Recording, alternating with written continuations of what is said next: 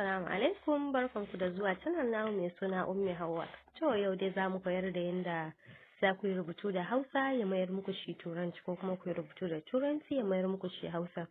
Da farko za ku je ku Play Store ku rubuta Translate, TRANSLATE.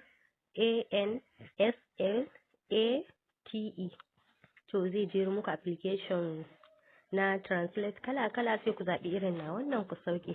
To da farko ni na riga na yi installing nawa, don haka zai shiga cikinsa.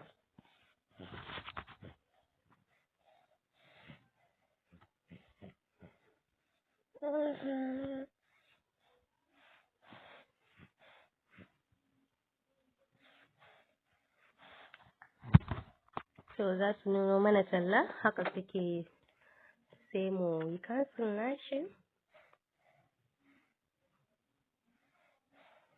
To zan danna cancel na saman nan.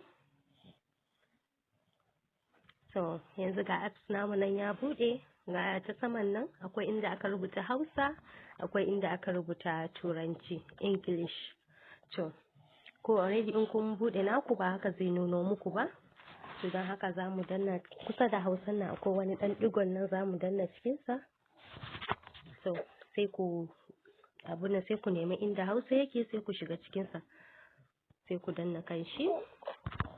Sannan sai ku dawo gefen nan wajen English nan, shi ma da wuya ne in English sai nuna muku, sai ku danna daidai kan wannan digon in, sai ku shiga cikinsa, sai ku zaɓo English. To bayan nan yanzu kun kalli wajen speaker nan nawa yana Hausa ne, don haka tun da gefen hagun nan Hausa ne, gefen dama kuma English ne, to yana nufin cewa zan yi rubutu ne daga Hausa ya koma Turanci. To ga nan wani ɗan aro nan guda uku nan a tsakiyar nan, su kuma su ne masu juyawa. Yanzu haka in ina son in rubutu daga Turanci ya koma Hausa, to wannan tsakiyar ne zan danna, sai ya koma English, to Hausa kenan. To yanzu na danna tsakiyar, kun kalli gefen hagun nan ya koma English, gefen dama kuma ya koma Hausa. Bayan ɗazun kuma daman gefen hagu ne Hausa, gefen dama kuma English. To yanzu haka idan muna so zan yi rubutu da English, sai ya koma Hausa, ko kuma dai bari mu fara daga Hausan sai ya koma English. Zan danna tsakiyar nan aro guda biyu, da ɗaya gabar ɗaya yamman nan. To yanzu zan yi rubutu da Hausa. Misali in ce yaro yana kuka.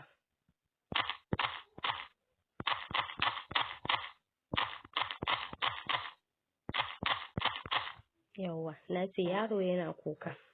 To ga nan wajen wani aro nan ta can ƙasa, zan danna kansa. Please look, I borrowed 30,000 naira and I only need to pay back 100 naira per day. Well, I borrowed 50,000 naira and I pay back just 50 naira per day. Why do you have such a low interest rate? To yanzu zan yi cancel.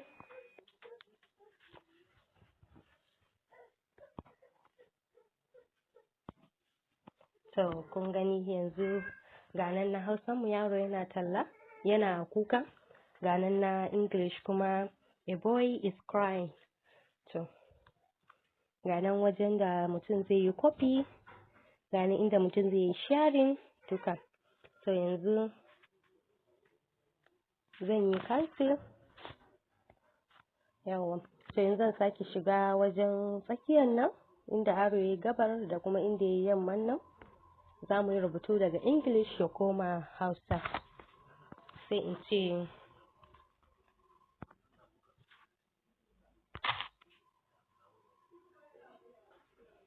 today is Monday. To sai in danna aron inda ya tafi ta can nan, zai juya min shi zuwa Hausa kenan. Yau ne Litinin. To kun ga yadda ake amfani da application ɗin kenan. To sai kuma ban nuna muku yadda ake copy ba, yanzu bari in koma in sake muku shi da Hausa. Yawwa, to kun gani yau ne Litinin, don haka na English ya bamu today is Monday. To ga wani waje kamar mai takarda guda biyun nan, za mu danna kan shi sai mu copy. How many times have I said it? Don't borrow money online. It's definitely deceptive to borrow 300,000 naira at once. And it sai mu cancel.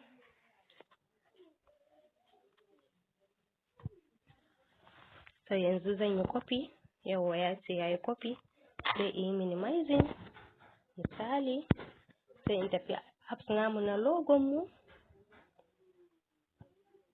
sai in je ni in yi pasting. Ko kuma za ki iya samun takarda da biro bayan kin gama don rubuta abin da za ki rubuta da turanci, ya fassara miki zuwa Hausa ki copy, ko kuma idan kin yi rubutunki daga turanci zuwa Hausa, idan ya baki ki copy. To yanzu nan zan zo ni in pasting. Kun gani today is Monday. To dukkanin abubuwan da kuka rubuta da Hausa zai fassara muku shi zuwa Turanci, ko kuma idan kun yi rubutu da Turanci zai rubuta muku shi zuwa Hausa. Na gode. Kar ku manta ku danna mana subscribing, saboda idan mun ɗaura sabon bidiyo a sanar da ku, sannan ku danna mana like. Na gode.